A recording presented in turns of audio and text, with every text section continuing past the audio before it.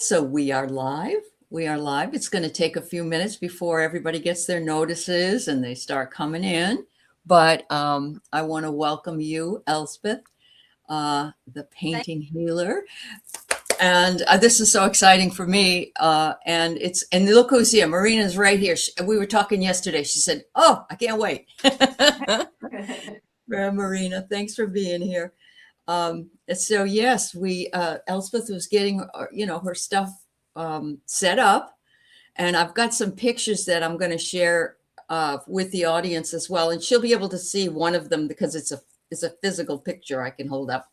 But I don't know why she can't see it on the phone. But anyway, I'm going to send him to her later, just so you can see him after. Yeah. But yeah. So how have you been? Are you busy? Oh, it's good to see you. Since I last saw you, things have developed just a little bit. I'm finally a full-time psychic artist now. It's so funny. I'm, 3 or 4 days in, it just feels like normal. I've assimilated pretty quickly. Well, you were ready. You were right primed. Yeah.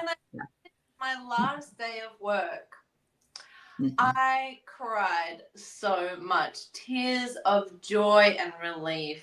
You know that feeling? Yes, I do. Yes. And it just, and then the next day I was like, all right, back to work, let's go. But I walked through a very important door. It was very meaningful to me. And I was also very thankful that my last day was just beautiful. There was just so many hugs. That's good. Everyone there understood, like, I'm never going back. I'm never, this is it. Flying to the sky. This is it. But so that's been the biggest shift in my life, and this is wonderful. It's I know. Kind of weird how normal it feels, though. Well, the thing is, when you are working full time, such as I do, and I have to shift my focus between two different things, then at least I know I can go here. This is where I go, where I have to get my sustenance. Your happy space. Well, the difference I notice is there's like no resistance in my energy. Like I have to shift gears. It was like a clunky, like clutch, like going high, speeding, like I'm in a sports car to like back to the tugboat of going back to work where all the people in the depressed, low vibration. I know. Yeah. You don't have to go there anymore. I'm happy to be the uplifter, but it was just like strength training, Yes. But now I feel like I'm footloose. And well, there was a video I watched that you did down by the water, I think it was, and you were saying, "Oh," and I was so happy for you. It was like I could see that relief coming off your shoulders, almost like it was moving, and it just was so good to go. And how like the cockpit shakes right before it goes through the speed barrier, on the plane. Yeah. Well, the last 2 weeks were kind of the heaviest. I felt a little depressed, to be honest, and I think I was processing maybe yes all the years of just like trying to keep my spirits high and suppress any but it was like it was hard work. I understand. But you did it, and there's never a wrong time. It's like this is the perfect moment. So we got a couple other folks. I don't know if you know Nat, but Nat is in Australia, and she got up very early this morning. G'day, mate. You can see that. And so it's wonderful to have you here. Good day, mate, to you too. And hi, Rossi. Paul's waiting on a baby to be born. His sister is pregnant, and she's due like any minute. So there's that. Congratulations. Yeah. And Emerald Buddha. Yeah. I want folks in Australia to know I had my Vegemite on toast this morning. There you go. There you go. Well, we were just talking the other day about men at work, because my son's middle name was after Colin Hay. So I love it. Well, you're to be great today. Could just tell we're doing all the good footwork. All the footwork. Hi, Linda, Butterfly Readings. It's good to see you here. So this is a first for Elspeth. She usually, and what she does is, if you go to her website, all the information's in here, you can sign up to have your reading done, a painting done, and she usually does it all at home by herself, and she sends it to you and so forth, and it's wonderful. And so I decided until now, I now have a new offer where we can have a live Zoom reading, and I can paint while talking to you. While talking. So this is a new thing for me, actually, because now that I'm a full-time, I have full-time schedule. So I mean, if anyone is interested in having the interactive experience, where you can ask questions or tell me that I'm way off base, you can now. You can now. That's very true. You could do it on Zoom, right? Yeah. Is that what you? Yeah, sure. Exactly. So you have the opportunity to do it, and I just am very honored. I asked her if she'd do it live. I don't care what she says. There's nothing I'm hiding. So if whatever comes to her, I told her I am an open book, because I tell you guys everything pretty much. So hi, Paul. Hi, Sam Herbert. And hello to Garnet. Yeah. So Sam. Yeah. That made the most beautiful shawl and sent it to me. Really? Yeah. Oh, that's wonderful. The subscribers and the people that follow us are just a whole breed of wonderful people. Honestly, they just, what would we do without them? I don't know. So talking to ourselves. We would be talking with ourselves. You're right. You're absolutely right. So I don't know if you want to, before you get set up, if you want to tell them what your procedure is before you. Oh, no, it's all top secret. I couldn't possibly. Yeah. All right. Because everyone is invited to cultivate their own practice. Yeah. And for me, I like to just tune into, I like to do it my way. Just like Frank Sinatra was a Sagittarius. The great Sagittarius of Frank Sinatra, I'm the same. I like to do it my way. I taught myself how to play guitar, and I'm too impatient to read a manual. So I don't think it will work on me anyway if I learn, like, how do you become a psychic? I'm not sure if that's something you can really just like. Not really. Yeah, you're right. Yep. But it is a skill that everybody has, and with practice and with interest, you can develop it further. It's more pronounced in some people. Some people are primed for it, just like some people should not cook. And some people are great. They have a natural flavor for it. So my process is, and it continues to evolve, but I have sort of a little ceremony. And first I'll do an introduction. If I'm doing a remote video, I'll do an introduction. Hi, good to meet you. This is your question. I'm going to go into meditation now, and I'll meet you back on the page. Then I go into meditation. Right. And I start by taking 8 deep breaths. And then I have a little chit chat with my spirit team. And something that I have added into my little chit chat, and I ask them to guide my thoughts, my words. I want them to guide my feelings and my actions, so I can be in perfect alignment with them. Help me to see and hear clearly and feel, so I can get to the truth and have the courage to say what I see. That's an important reminder to myself. Like, I'm genuine my own courage, because you're going out on a limb, and I might see things that don't make any sense. In fact, there was one I did where it was so bizarre and abstract, but that person thought it was so accurate that then 5 of their friends booked me, and I was like, well, I don't know what they do for a living, but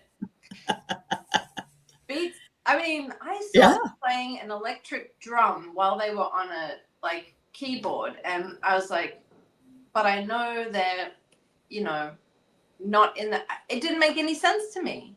Sure. But apparently, Yeah. It was right Okay. on them. So anyway, that's not my job. My job is just to be a messenger. And so anyway, go into meditation. And when I've had my little chit chat with my guides, then I say, I'm ready. Play the reel. And then, can you excuse me for one moment? This is the live experience. Just one moment. Sorry. Okay. That's okay. I'm just putting up everybody that's in the chat that if you have any questions that you want to ask of her about her process, or, you know, you can certainly put those in, and when the time comes, I'll ask about it. Okay. All right. Sorry. No, that's all right. Maintenance calling. I was like, not a good time. I'm glad I wasn't channeling. But anyway, so that's what I do. I have a little powwow. I say, guides, I trust you. I know you trust me. Let's do this. And then the movies start playing, and it's like a montage of little short films, scenes. I get feelings, and then when I feel like when it feels complete, it's the same way when I know a painting is complete or the spaghetti sauce is complete. It's like, that's it. Don't do any more. I've got enough information. Let's go. And then I jump into the reading. That's my process. That's wonderful. Yeah. Yeah. I've had that happen with readings, of medium readings myself, with cards and things like that. Something will come up and it's like, wow, I don't know about this. But if I don't say it, then I got myself in trouble, because it was something that was meaningful, but I didn't say it before they verified it, you know? So, yeah. If you say afterwards, like, oh yeah. Yeah, sure. Yeah. Like, I saw them in a nurse uniform, but I was like, nah. Oh yeah, she was a nurse for 40 years. I should have said that. Yeah. Like, that's all part of yeah, it is. And it's part of trusting yourself, is really what it is. And knowing that you're getting the messages, and you just have to read what you get. Yeah. What I like doing is when I'm watching TV and no one's expecting anything from me, so I'm just totally relaxed. And it's so fun when I say the words before they say the words. And yes. The conversation. Yeah. The other night, and I was like, yes. I know. Yep. And I think I always ruin things for my husband, because I'll say, oh, that one there is going to leave that one, or this or that. Yes, Debbie, she is originally from Australia. She lives in Detroit now. That's so right. Still holding on to my accent. You can't lose it. I haven't been able to lose my Boston accent. I've been away for many, many years, and I still have it there. Yeah. Whereabouts in Boston are you from? Well, I'm actually from New Hampshire, 40 miles north. Hampshire. But my parents grew up in Massachusetts, and so yeah, we have that. Have we had this already? What's that? Have we already had this conversation? I think so. I think we did. Grew up in Massachusetts too. Right. I think you did tell me that. My uncle lives in New Hampshire, but all right, that makes sense. So Nat says, don't you dare lose your accent. I knew somebody that was from my hometown. They spent 2 months in America and went home with this really thick Long Island accent, and I felt so embarrassed for them. I was just like, oh, how dare. Well, I know Portia de Rossi has an American accent, and yeah, she does. I don't want that to happen to me. And yeah, Nicole Kidman does too, but when she's in a certain movie, she doesn't use it. I guess it's like me trying to do an Australian accent, and when I'm not from there, and them doing an American accent when they're yeah. I used to think I had a fantastic American accent when I was in Australia, and then I came to America. I tried it on, and people were like, "Oh no, don't do that." Awesome. So, hi, Wiki. I'm glad to see you. Who is her name? First name's really Vicky. She says she's booked a reading with you, but she hasn't sent her picture yet. All right. There you go. Oh, fair dinkum. Fair dinkum, Nat. Fair dinkum. Good day. I usually say fair dinkum very often, but no. Okay. I think that's, speech from the olden days. Yeah. Is it? Well, that's me. My generation says bloody hell a lot. Well, then there's on the barbie, the shrimp on the barbie. Oh, God, that's not a thing. I don't know where that came from. It's not even. Okay. So what you're saying is this is movie Australian. Yes, is what it is. Yes. Okay. Good lesson. In Australia, shrimp is not this big. We call those prawns. Those are prawns. Yes. In Australia, shrimp are like the tiny little bitty ones. Oh, okay. The little dried ones. So if you threw that on the barbie, it would just go right through to the coals. Yeah. Do Australians also say bollocks like British people do? No. Okay. Okay. We just say balls, just like everyone else. Say the balls. Yeah. There you go. Yeah. Wonderful. Well, I don't know if you're ready, but whenever you're ready. I'm ready. You're ready. I took some notes because I knew that we'd be doing a little chit chat before I go straight into it, and I didn't want to get anything. It was not a great day to wear mascara because I got a little bit teary in the meditation. Yeah, I did. Not because anything's sad, but because I know. Yeah. When the love comes through for someone that I'm reading, it's just like I feel their love and I feel their tears, and it's just like it's so beautiful. That's so wonderful. That's I'm sure that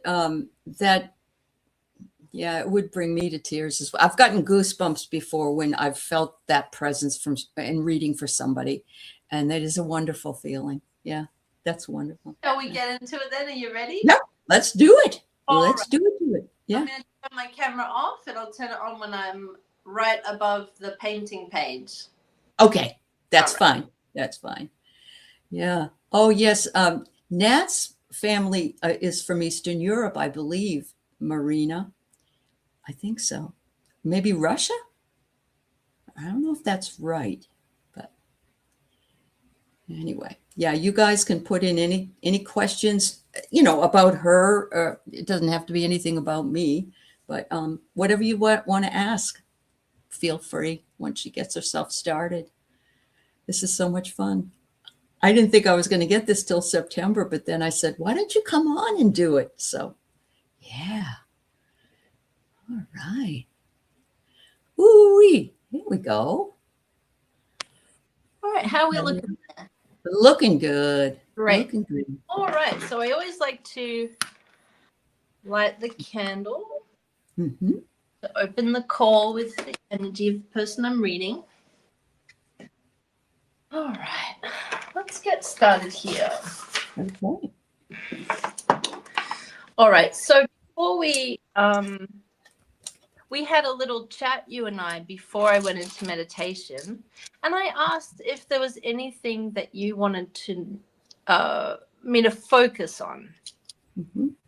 And you said you wouldn't mind hearing from your dad. So I was like, great, let's bring him to the front of the line. Okay. And so I began seeing imagery from his point of view because that's what I was interested in focusing on. Yeah. So I started with, I got some textures first of all. I got like tweed. I got tobacco. I got a pipe. Yes. Did he smoke? Yes. Yeah. I saw him polishing his shoes. It was like these little like textures and textures that he enjoyed. I saw the family car. I felt quite proud of that. Now, to me, it kind of was a bit of a whale of a car. I heard Buick, but I'm not beholden to that. It could have been a Chevy too. But I saw his hands on the steering wheel, and it felt so good. It was like, it felt like a leather steering wheel. I felt the sense of pride when his hand was on the steering wheel. And the family was in the car. And I didn't see seatbelts. Nope, there weren't any. You're right. Mm-hmm. And I saw you as a 5-year-old. Mm-hmm. So in this first scene that I was, because it's a reading for you, but through a perspective lens of him, because I was interested in hearing from him in this reading. Okay. So I saw you, it looked like you were in the garden and you were wearing this lovely dress. I want to say tea dress, but anyway, it had, I'll describe it, had lovely collar and pink and white sort of detail on it, a pattern. And you had, I could see it sort of looked like you had some ringlets. And I know that when you're younger, like even if you have straight hair, sometimes if it's humid, the back of your head can get just like the back of your neck, your fine hair as a child can get a little curly sometimes. Anyway, it was just like little details that I was noticing that he was noticing, and he was just like flowing so much love to you. I really felt that there was a special bond and that you were sort of kindred souls. And that in this lifetime, yes, he was your father, but he could have easily have been like your brother in some ways, because there was a childlike and the word practical kept coming up a lot, but there was a childlike wonder and curiosity and open mind and heartedness that you both shared, especially for the wilderness and for nature. And I could see you in and around, like in the garden in your dress, and your mum was a little bit not tense about it, but she didn't want you to scuff your lovely white socks or my white shoes too. Yeah. Shoes in your dress, but you were being so playful, and you had a few minutes while people, it was like not everyone was ready to pile into the car, and I could see your dad. It was like he was sort of on the front step, and you were in looked like a front garden, and you were just moments away from all getting into the car, and your mum was a little bit like, I don't know, just checking she had a lipstick in her back purse, and like yes. just fussing, just a little bit of fussing. But you and your dad had like a calmness that was like, it was sweet. He was just watching you milling about in the garden, like as if you were checking for fairies or something or whatever. And he just adored you, and that's where I could feel like tears well up. It was just so beautiful.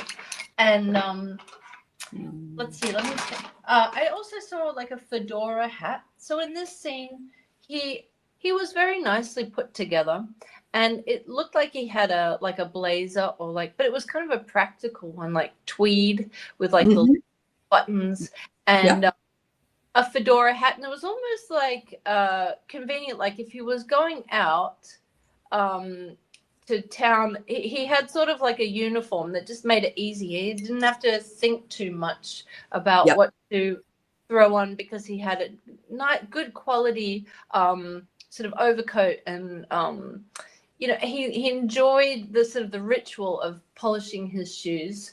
I see sort of like brown leather shoes with like the horsehair brush. Let's see. Just reading my notes, which are chicken scratch here. Oh yes, that's right. So when he was sort of flowing love to you and just like watching you, very self-amused, like you were very good at entertaining yourself, he it helped to connect him back to his own feeling of when he was a boy. And I saw an image of him fishing, like standing sort of proudly. It looked like he had a brother, and he was holding up his catch, and he was very proud of himself, and he looked like he was maybe around the age of 8 to 10 or something, and I feel like there might be a photo of it. But he just had really fun memories of feeling connected to nature, but I keep getting this word practical. He doesn't, it's like important to him that he,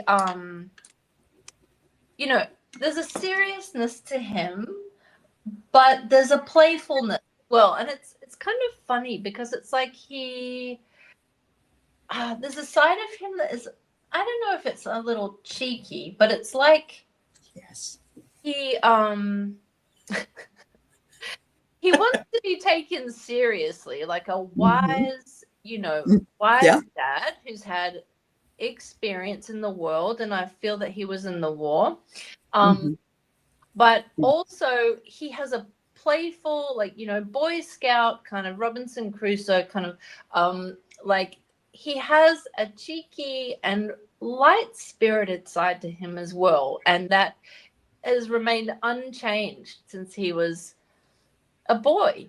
And you helped to connect him back to that version of himself, and that's what he really treasured about you, and that's what he supports in. He is still and you mentioned this before we started, that you feel you're in constant contact with him, and that's absolutely right. He's very engaged with what you do, and he also wonders if you get his cravings for, like, I heard, like, is it pickles or is it gherkins? It felt like all gherkins and olives. Yeah, and also something that I would not enjoy, but it was like he had a taste for, it was like corned beef, but it was like, or was it spam? But it was like something that was like, it feel like he got a taste for something, probably. Did you say he was in the war? Did you? Yes, he was in World War II. Yeah. So there were these sort of like canned foods that are not really, but it just, probably sardines, and it's not anything I would ever eat, but he made sandwiches out of them, and they were so gross. And that it's just so there's something quite, once again, practical about it. Yes. Like getting nutrients in a very practical way, and there's something about the opening of the can that reminds him of what he's been through. It's sort of like a badge of honor, or just sort of like a souvenir from being on the trail, and like eating on the run, and just a little touch of luxury in your pocket. It actually, that feels right. Like having little, it feels like he had little treasures available. Like it could be like a little, just like a sweet in his side pocket, or just like, it feels like there's something about him that's a bit of a Swiss Army knife. Yes. And he liked to sort of surprise and delight you. And did you have siblings? I had siblings, but they were pretty much gone by the time I was 8. They were older, and they moved on. But Dad would come in. He would get me a cup of juice in a Dixie cup, and then he would bring me always like peanuts or crackers, or he was that person. Yeah. Well, that makes a lot more sense, because there's no reason why he wouldn't love his other children equally. But he has a real fondness to you, and the connection back to his own boyhood. I guess you would have been his last connection because you were the baby. So he wasn't worried anymore. He'd gone through, the insufferable, like not sleeping in the night, but worrying about like being a good dad, and like, oh my God, are they going to kill themselves? By now he knew, they'll be fine. You just, take care of themselves. Best thing you can do is sort of get out of the way and just, make sure there's serious that they can get into. But he had a lot more trust at the time of life that you came in. Yes. Trust he for was him. A lot older. Yeah. Yeah. He was 38 when I was born, I believe. And that was old then. So.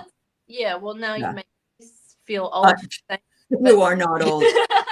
But at the time, if you were around 40, then, although his mother had him when she was 40, and that was in 1917. So. Yep. Now that would have been really that's a lot to go through, I can imagine. so it just felt like you were the delight, just the in the way that he liked to surprise and delight your beingness was the surprise and delight in his life. It was like he got not just a second chance, but a third chance. It got to be a different version of a dad, and it allowed him to relax into it and do it more intentionally, and he felt he could afford to be a bit more charming and suave and philosophical, because he wasn't sweating it. He wasn't worried that he was holding the baby's neck the wrong way, or he was more self-assured in his life as well. Like it felt like he was more settled financially as well, and that just more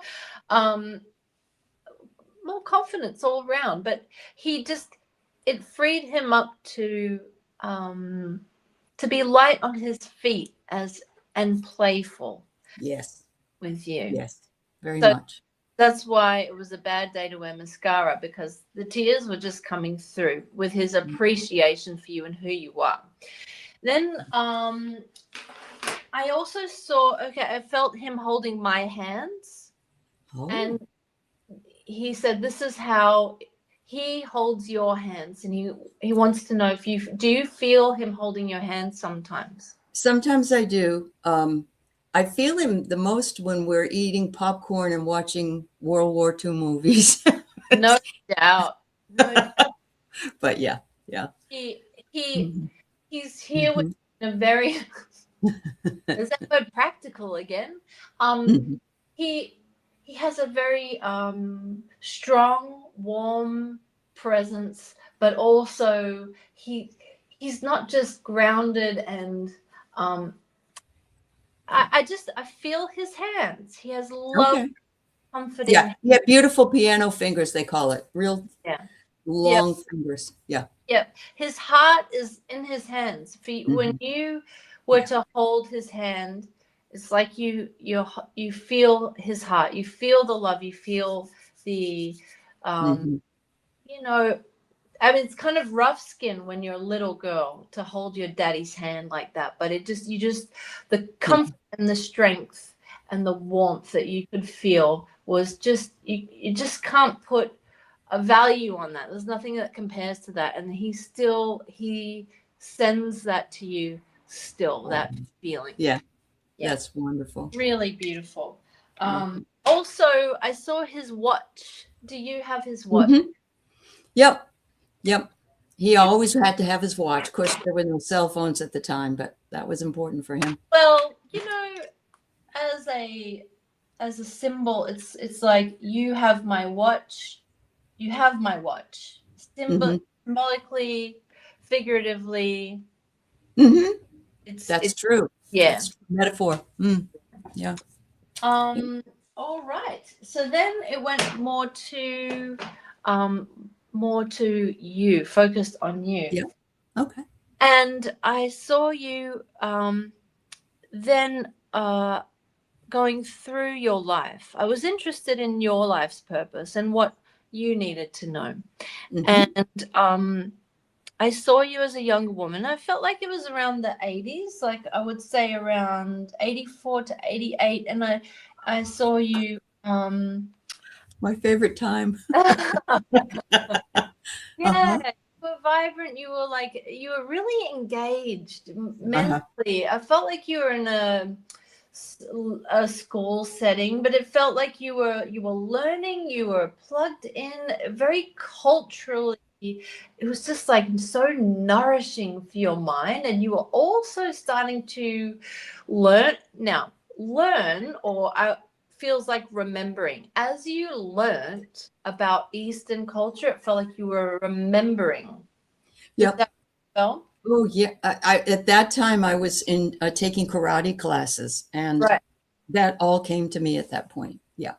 Yeah. And then I saw your life progressed into like now, and I saw you as in your life purpose now. I'm getting goosebumps. Okay, and I saw so there's there are available opportunities for you that you may have already taken advantage of, but there's an opportunity to go back. All right. Have you already gone to Tibet and Mongolia? Not physically. Great. Mm-mm. Well, there's an opportunity to go there, and it's going to feel familiar, and there's going to be some past life recognition and remembrance there. Okay. And it's going to, I feel like there is an opportunity to tie it into your career. I feel like it could be part of your there's opportunity that you don't need to foot the whole bill, basically. So okay, I'm there. Yeah. You know, you will know what that means, whether there's a grant or a travel opportunity with students, or if there's some sort of sabbatical or learning or research.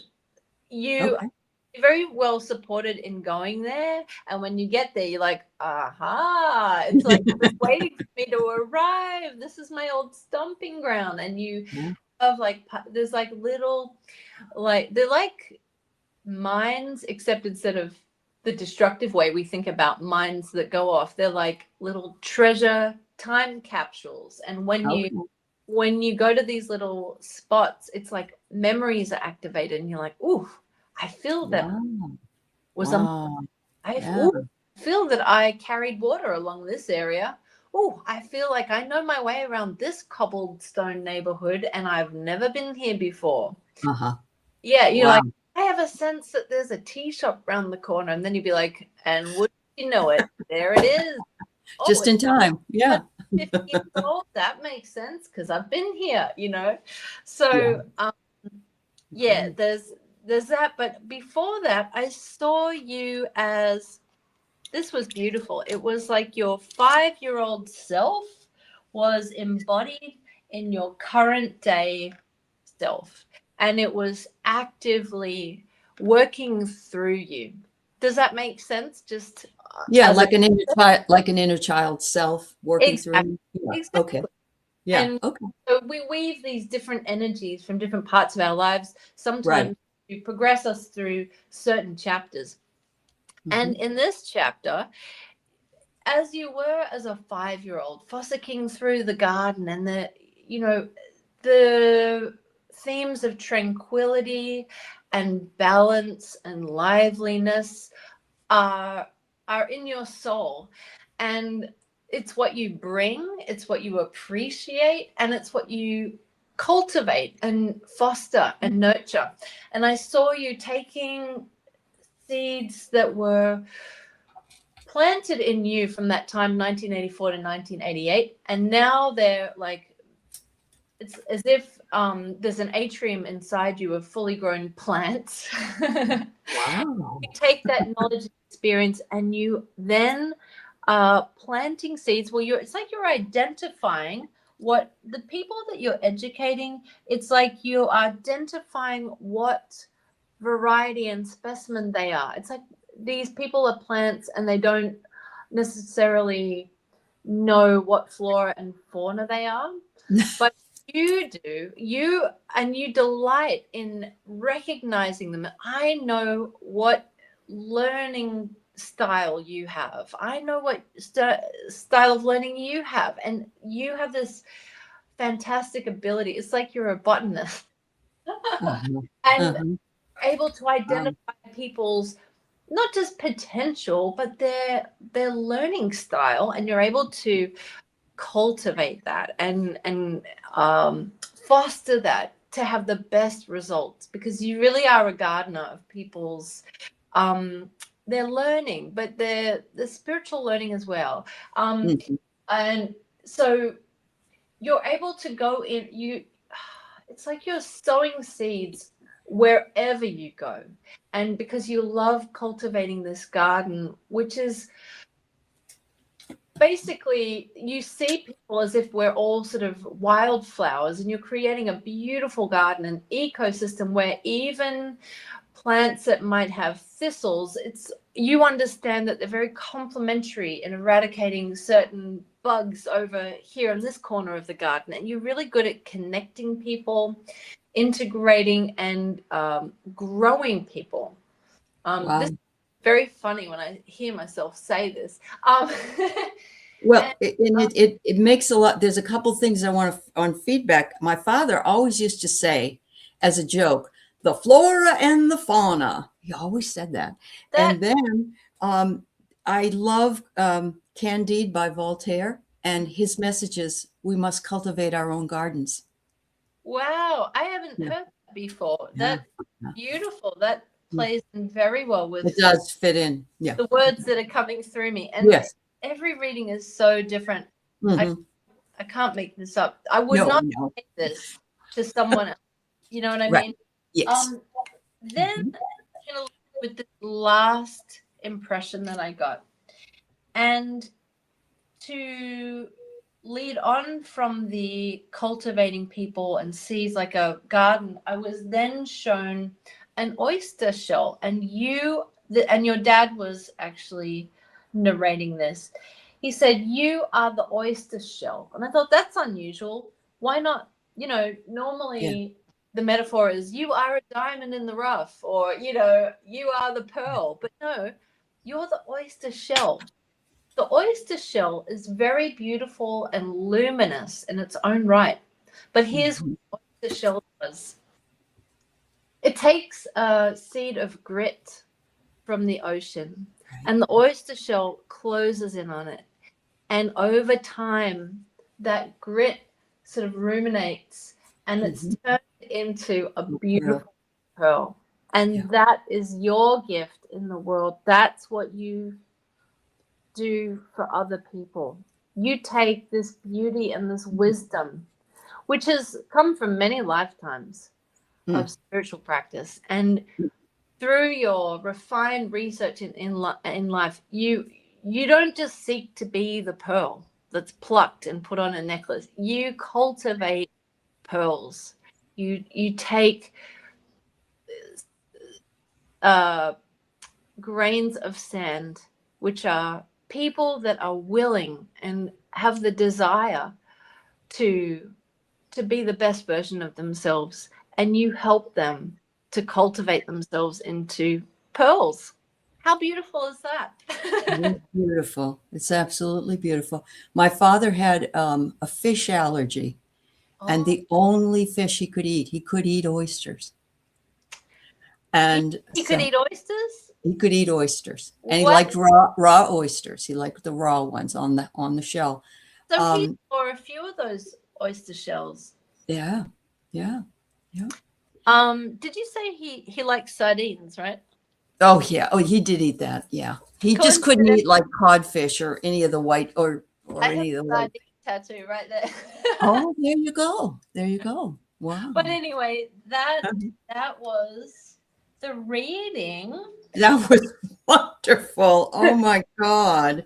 That was wonderful. Yeah. Ask me some questions or share some things now that I've finished that part. I can just paint for a little while you. Okay. Yeah. Questions. I'm going to show something to the audience. Unfortunately, Elspeth can't see it right now, but I'm going to send her the pictures. That's my dad and my mom. That was 1970, and they're standing in front of the garden. Oh, what? And they would have been, my dad was born in 17, so he was when I was in high school. So I'm thinking that he's probably late 50s, early 60s in the picture. And then I have one here after my third marriage. And this was them at my wedding, a picture of them at my wedding. And my mother would be dead within 5 months. Oh. And my dad died in 92. My mother was 88. My dad was in 92. So yeah, he was very sickly. You were correct with the idea that he smoked pipe. He wore tweed. He wore hats because he was bald. He was bald on the top of his head, basically, and just had it around the side. Mm. He was an X-ray technician, and so he was in Army MASH unit. He didn't see fighting, but he saw a lot of stuff. when he was in Africa and Italy. My mom, she went through, she and I were very close when she was alive. However, she didn't have a mother. Her mother was dead when she was 5. So there's a lot of ancestral healing that I've been working through, and the gals who took my class know that that's what I've been working through. But she and just, I saw you as 5 years old, so that yes. that was a meaningful age. Meaningful. It is meaningful. And that was before you go to school, when everything is wonderful. I had an invisible friend named Billy who was with me all the time. Oh. And I don't know when that ended, but it started early in my childhood that I was spiritual, so to speak. Yeah. The picture that you came up with me in a pink dress in the garden, Easter, we always had new dresses, new shoes, and and my father's car was his biggest prize. Oh yeah. Yeah, and it was a boat. It was a Chevy Impala with the fins, and it was a 1959 Chevy Impala. And I would stand in, and it was a ragtop. So he put the top down, and I would stand between mom and dad, and on the front bench. I mean, I could have jettisoned right out of there, but there were no seat belts. And I used to put my arm around his neck because he was the only one that drove. Yeah. And when someone would cut him off, he'd swear at them, and I'd say, "Oh, Daddy, don't swear." But I was about 5. Yeah, I was about 5. Yeah. Well, I said Buick, but then I was like, it could be a Chevy. So second, yeah. No, you did say that. Yes, you did. Yeah. What color was it? It was that one was a baby. Well, the one that was, there was a white one with red seats. That was that one. Then later on, he had an Impala that was a light blue. But his car was his prized possession. You know, it was everything that and we traveled everywhere. We went for rides. We moved across the country. We drove across the country 4 times. Dad was this intrepid traveler. Yeah. Yeah. So did he ever like have, secret sweets in different pockets or anything? Did he like his, I don't know, like boiled sweets, caramels or something? He did. And he also sometimes hid some alcoholic sweets that my mother wasn't real happy about. But always had nuts and always had crackers. And if you sat at my parents had what they call their chair. Yeah. So you couldn't sit in mom's or dad's chair, but right beside their chair was a table, and they had all the little things there. He was a prolific diarist, and that's why I like to journal so much. I have all his diaries from 1955 through 1992. Do you feel connected to him do you feel like you meet on the page, so to speak? We do meet on the page, and whenever I travel, I feel like he's with me. Oh, no, I believe that he also has all my deceased dogs, and he's waiting for me to come and take care of them. There's a lot of them. I did see a dog. I know it doesn't count if I. No, it's fine. A dog. And it was around the time that you were 5. It looked, it was like chestnut brown. It had sort of a long snout. It was quite shaggy with, I think, long ears, but it was. That's the one that I tortured and they had to get rid of. I didn't torture it. I wanted to pick it up all the time, and it got scared and went behind the washing machine. And so they said, "I'm not going to get mad at you all the time, so I'm getting rid of the dog at that time." Yeah. So, what was his name? I don't even know. I can't even remember what his name was. But our first dog that I had was Lady. So bad that I don't know what the name was either. But I saw it almost looked like a broom head. It was just sort of like sweet dog, but yeah. He was a puppy, and it wasn't practical, but practical. There's that word again. There's that word. You saw the fishing one, and he took my brother's fishing once. He was not an outdoor person, even though he liked to be outdoors. Yes. And but there is a picture that I have of him, and he's on his father's shoulders. He's about 8 years old. Mm-hmm. He was a replacement child. His brother died at age 8. And Oh, so that's why he was born so late. And there's a picture of him sitting on his father's shoulders at Old Orchard Beach, Maine. And my grandfather, who I've never met these grandparents, they were all dead before I was born, but they're wearing that old-fashioned 1924, 25 bathing suit attire. yeah. It's very funny. Yeah. Well, so that's significant too, because you were like his second chance, and what that's like, because he was his father's second chance. Yes, very much so. So, And wow. they always wanted a girl, so they got their girl. That was it. Because I had 2 brothers. Yeah. That's what a miracle. You know, my grandmother wanted a girl. She wanted a girl, and she already had a name picked out. It was going to be Susan, but instead she had 5 boys. Oh, okay. All 5 boys had daughters. Oh, wow. That's interesting. So she got a bounty of granddaughters. Yeah. My name was supposed to be Joanne. Yeah. And if I was a boy, it was going to be Gary. Yeah. And then my mother and father had picked the girl's name out when my first brother was being born, and the girl's name in 1942 was Alice Lee. And my father said, "What happened to Alice Lee?" And so they changed it before I was born from Joanne to Alice Lee. So, yeah. Yeah. Wow. It was just fascinating. But I love that Tibet idea. Oh my God. One of my favorite movies is 7 Days in Tibet with Brad Pitt. Yeah. Oh, yeah. Was it 7 days or 7 years? Maybe it was years. Yeah. I don't want to get stuck there that long, though. I haven't seen it, but I remember the stuff. Yeah. Yeah. Yeah. Well, I look forward to hearing about your trip. Me too. Yeah. Me too. Yeah. With you. It does look like me, even though it's upside down. That's right. Yeah. It's upside down? And it's okay. It's okay. Yeah. I don't know how to fix that. No, you do it the way and then you can show it when it's completed. Yeah. I know. It does look like me. Absolutely. You're amazing. Look at that. I'm going to turn the camera off. I'm going to meet you at the other place. Okay. Yeah, I'll be right back.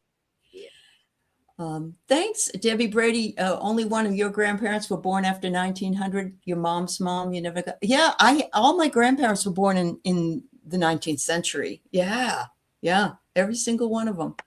Hi, Magical Mermaid. It's nice. I know, isn't she amazing? Between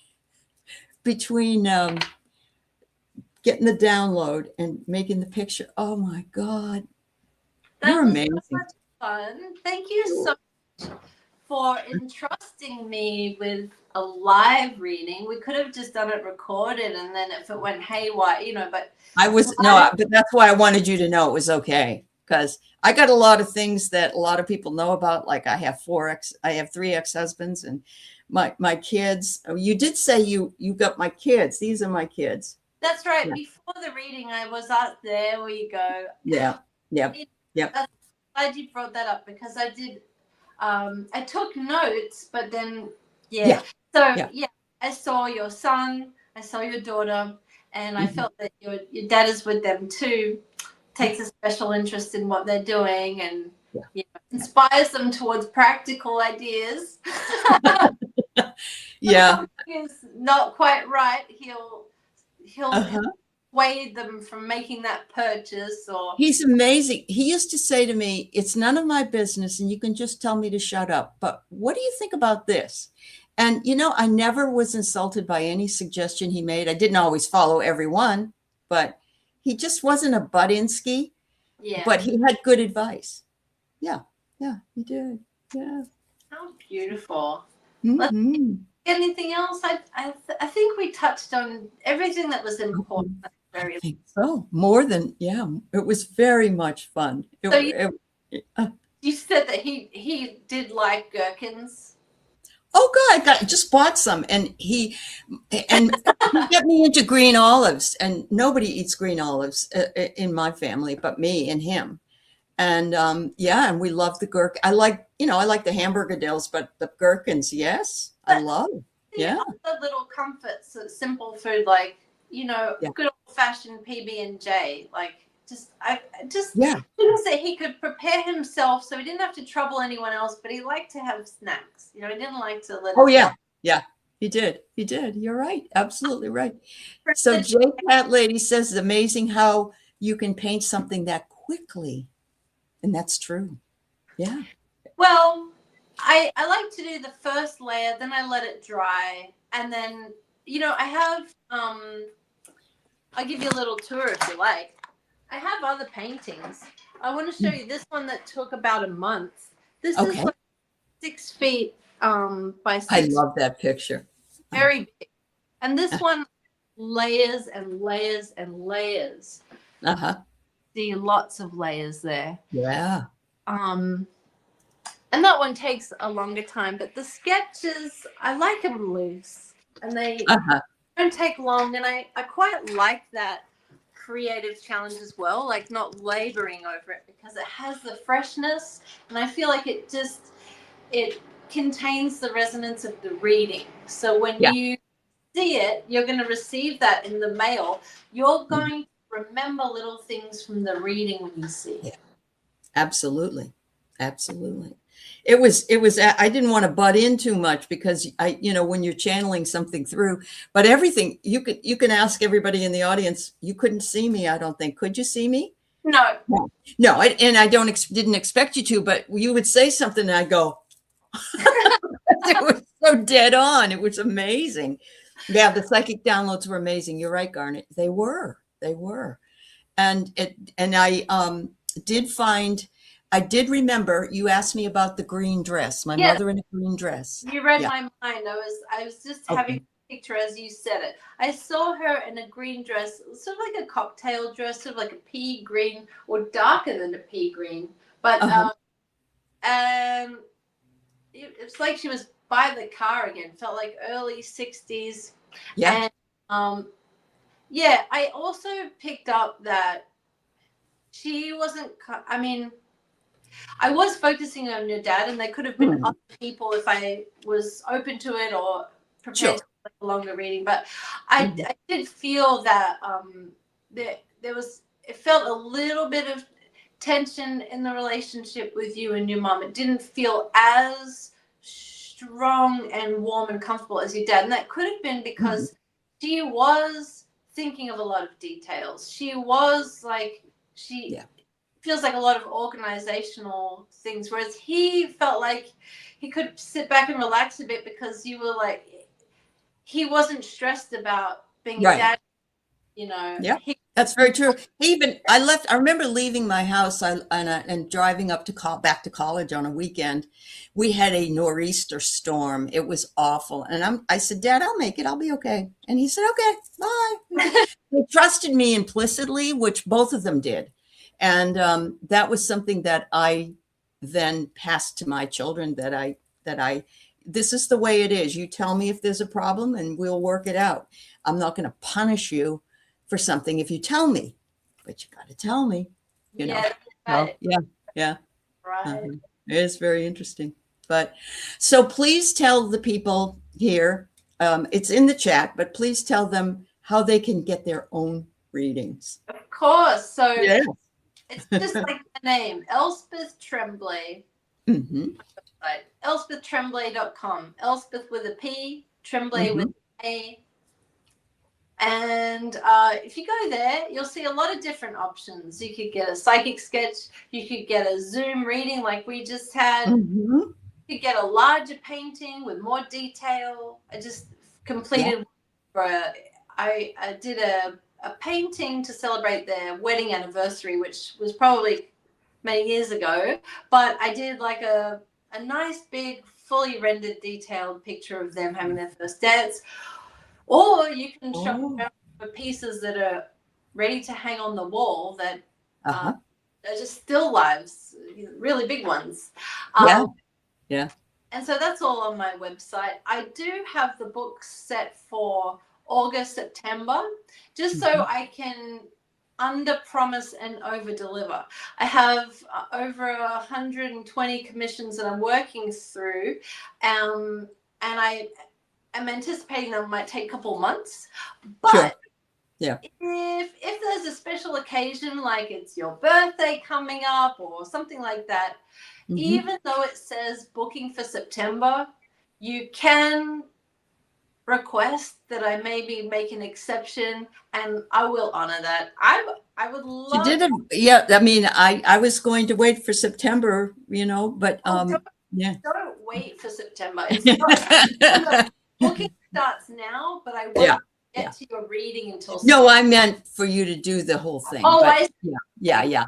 But this was a special dispensation. So if you wait for September to make a booking, your reading will be in January. So okay. book now. And I think that for all of the options besides the cheapest one, I think there are payment plans, in case that helps anybody out. I think there's a minimum threshold before the payment plans kick in. So yeah, anyway, that's just addressing some of the questions that I get. But you can always ask for something off the menu, and I will see if I can accommodate. Yeah, I wouldn't doubt it. I absolutely, because you've already done a show with Marina that was off the menu, something you'd never done before. And now this one. So yeah, everything is going to be just new. Look at the website for the menu, and then if there's anything that you'd like that you don't see, just send me an inquiry and I'll see if I can make it happen for you, because more fun is more fun. More fun is more fun. Oh, thank you so much, my dear. And thank you, everybody in the chat. Thank you for your support and being here and all your sharing as well. And we'll see you again. We'll see you again. Take care. Bye. Bye-bye, everybody.